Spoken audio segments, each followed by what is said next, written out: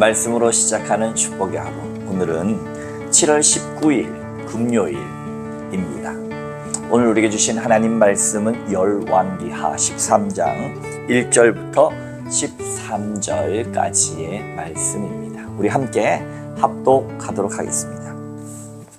유다의 왕 아하시야의 아들 요아스의 제23년에 예후의 아들 요아하스가 사마리아에서 이스라엘 왕이 되어 17년간 다스리며 여호와 보시기에 악을 행하여 이스라엘에게 범죄하게 한 느밧의 아들 여로보암의 죄를 따라가고 거기서 떠나지 아니하였으므로 여호와께서 이스라엘에게 노하사 늘 아람 왕 하사엘의 손과 그의 아들 벤하닷의 손에 넘기셨더니 아람 왕이 이스라엘을 학대함으로 요아스가 여호와께 간구하며 여호와께서 들으셨으니 이는 그들이 학대받음을 보셨습니다. 여호와께서 이에 구원자를 이스라엘에게 주시매 이스라엘 자손이 아람 사람의 손에서 벗어나 전과 같이 자기 장막에 거하였으나 그들이 이스라엘에게 범죄하게 한 여로보암의 집의 죄에서 떠나지 아니하고 그 안에서 따라 행하며 또 사마리아의 아세라 목상을 그냥 두었더라. 아람 왕이 요아스의 백성을 멸절하여 타작마당에 티끌같이 되게 하고 마병 50명과 병거 10대와 보병 10,000명 외에는 요아스에게 남겨두지 아니하였더라. 요아스가 남은 사적과 행한 모든 일과 그의 업적은 이스라엘 왕 역대 지략에 기록되지 아니하였느냐. 요아스가 그의 조상들과 함께 잠에 사마리아에 장사되고 그 아들 요아스가 대신하여 왕이 되니라. 유다의 왕 요아스의 제37년에 요아하스의 아들 요아스가 사마리아에서 이스라엘 왕이 되어 16년간 다스리며 여호와께서 보시기에 악을 행하여 이스라엘에게 범죄하게 한 느밧의 아들 여로보암의 모든 죄에서 떠나지 아니하고 그 가운데 행하였더라. 요아스의 남은 사적과 행한 모든 일과 유다 왕 아마샤와 싸운 그의 업적은 이스라엘 왕 역대 지략에 기록되지 아니하였느냐. 요아스가 그의 조상들과 함께 잠에 이스라엘 왕들과 함께 사마리아에 장사되고 여로보암이 그 자리에 앉으니라. 아멘. 오늘도 주님의 귀한 말씀으로 이 하루를 시작하신 여러분, 주님의 귀한 사랑과 평화와 기쁨이 여러분의 심령 가운데 가득하고 또한 귀한 치유 또한 넘쳐나시기를 주님의 이름으로 축원합니다. 열왕기서를 계속 보는 여러분들의 마음은 어떻습니까? 목사인 저조차 이전 왕과 후대 왕과 또 당시에 활동했던 선지자들을 역사적으로 또 연도별로 이리저리 비교하면서 보지만 여러분에게 이 생소한 왕의 이름과 상황들이 계속해서 반복되는 것이 어찌 보면 참 낯설게 느껴질 수도 있겠습니다. 그러나 어렵지만 열왕기서를 이렇게 하나씩 또 하나씩 바라보다 보면 이스라엘 역사 아닙니까? 예전에 우리가 국사를 공부할 때 연도를 외우고 상황을 파악할 때 참 힘들고 어려웠지만 사랑하는 성도 여러분, 성경은 한두 해 보고 말 책이 아니라 우리가 평생 동안 읽어 또 우리가 묵상해야 될 책이기 때문에 어렵더라도 이렇게 한 번씩 또 한 번씩 이름을 듣고 순서를 기억하다 보면 어느 순간 하나님께서 어떠한 목적으로 어떠한 사건으로 어떠한 선지자가 이러한 일을 일으켰지라고 알 수 있고 또 낯설음도 덜해질 것입니다. 그래서 조금 어려울 수 있지만 계속해서 내용들을 듣고 또 이름들을 듣고 상황들을 파악하면서 우리에게 주시는 하나님의 교훈을 오늘 이 하루도 잘 느끼고 나가시기를 주님의 이름으로 축복합니다. 계속해서 열왕기하 13장이 되면서 오늘 1절부터 뭐라고 이야기합니까?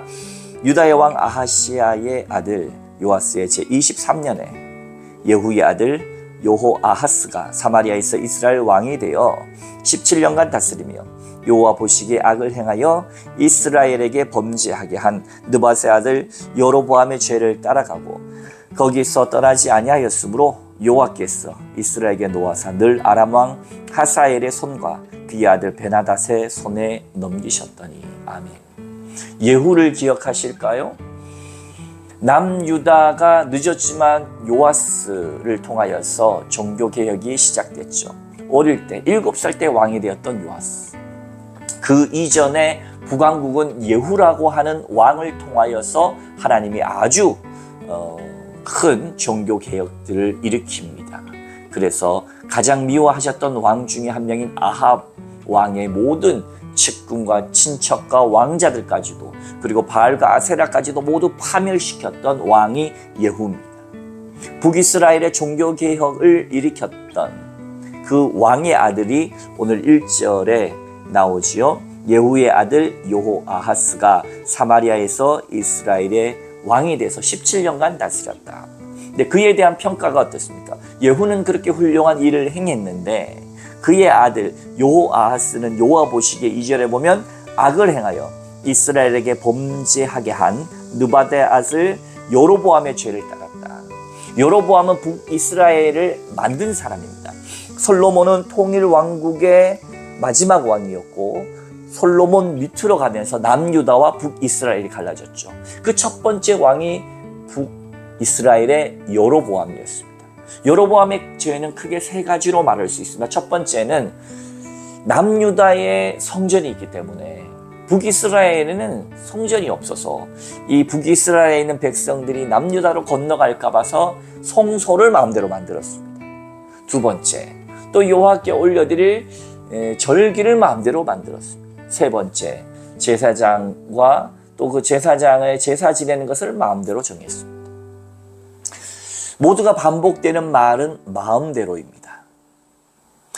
출애굽기를 봐도 하나님께서 모세에게 철저하게 하나님의 비전과 성막과 제사와 제사장의 임명과 위임과 이 모든 것들을 하나님께서 명령하셨지요.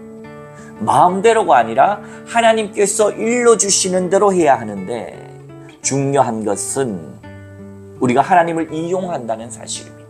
하나님을 이용했던 그 느밧의 아들 여로보암의 그 죄가 여전히 그 자녀대로 계속해서 이어갔으며 여호아하스도 그러했다. 오늘 주인공 왕도 그러했다라고 하는 것이죠. 그래서 하나님의 심판하신 방법이 뭡니까? 3절에 보면 이스라엘에게 노아사들 아람 왕 이방의 왕을 통하여서 하사엘과 그의 아들 베나닷의 손에 넘겼다.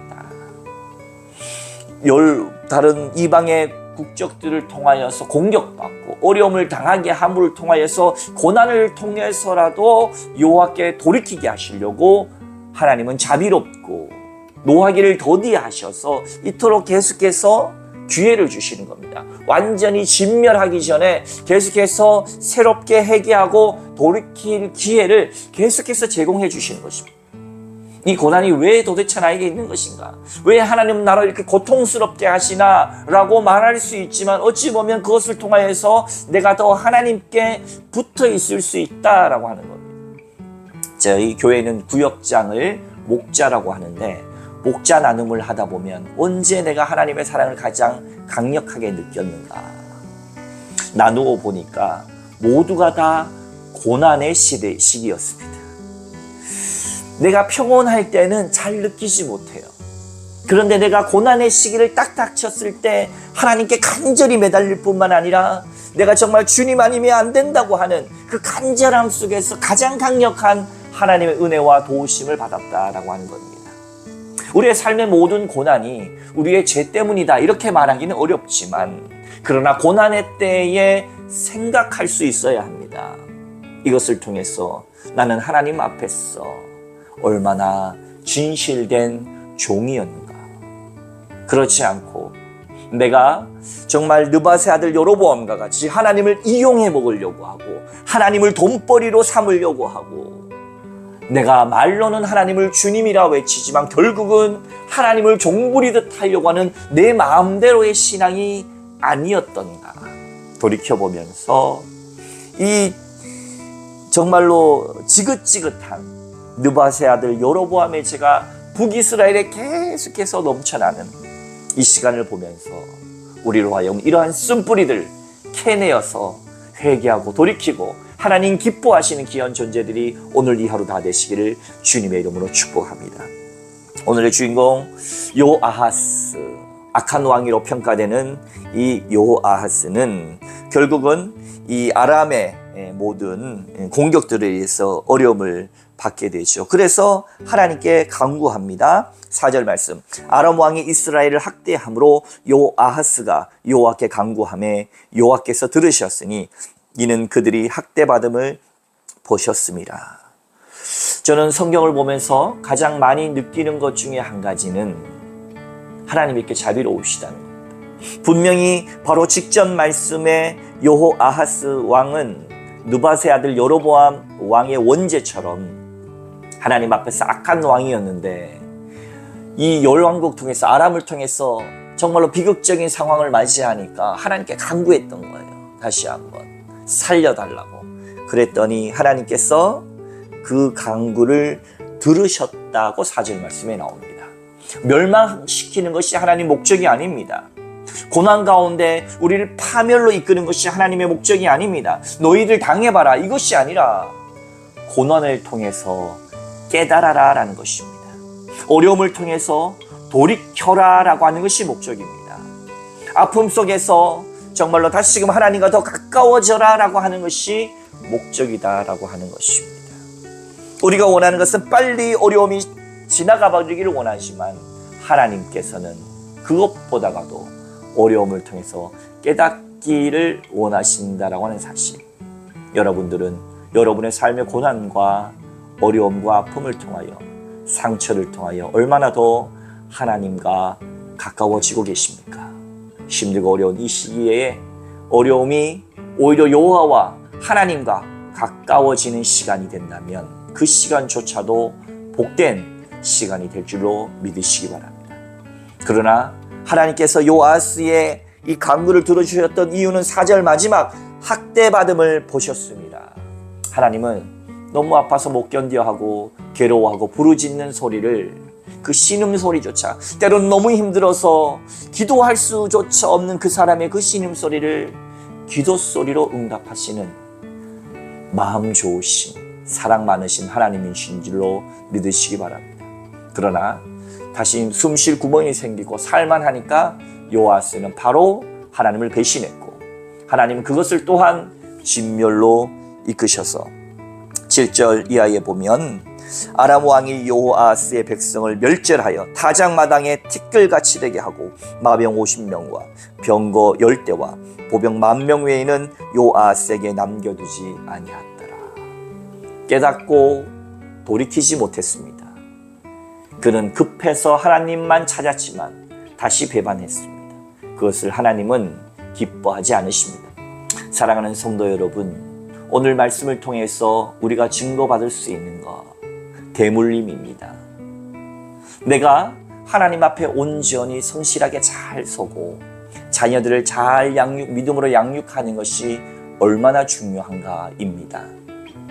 나만이 아니라 나의 가정과 나의 자녀들에게 내 안에 있는 죄와 쓴뿌리들이 내려가지 않도록 목숨 걸고 우리는 투쟁해야 합니다. 기도해야 됩니다. 싸워야 합니다. 그래서 내 안에 거룩하고 하나님의 놀라운 영광스러움이 나와 가정과 자녀와 교회와 내가 섬기는 모든 일터와 그리고 이 나라와 민족 가운데 남을 수 있도록 여러분 오늘도 주님 안에서 영적 전쟁을 치르시기 바랍니다. 그리고 기도하시기 바랍니다. 그리하여서 나를 통하여 하나님의 아름답고 선한 영향력이 오늘 이 하루 풍성히 넘쳐나시기를 주님의 이름으로 축원합니다. 함께 기도하겠습니다. 하나님 아버지, 대물림하여 악은 악으로 계속해서 내려가고 있습니다. 간혹 하나님을 사랑하는 왕이 일어서긴 하지만 그보다도 더 많은 악한 대물림이 일어납니다. 주여, 우리를 불쌍히 여겨주사 고난과 어려움 속에서 하나님과도 친밀해지게 하여 주시옵시고 하나님께 꼭 붙어 있어서 우리가 목숨 걸고 투쟁하고 영적인 전쟁 속에서 저 죄악 가운데 휩쓸리지 아니하고 믿음으로 승리할 수 있도록 오늘 이 하루 붙드시고 함께하여 주시옵소서. 함께하시는 예수 그리스도의 이름으로 간절히 기도하옵나이다. 아멘. 할렐루야.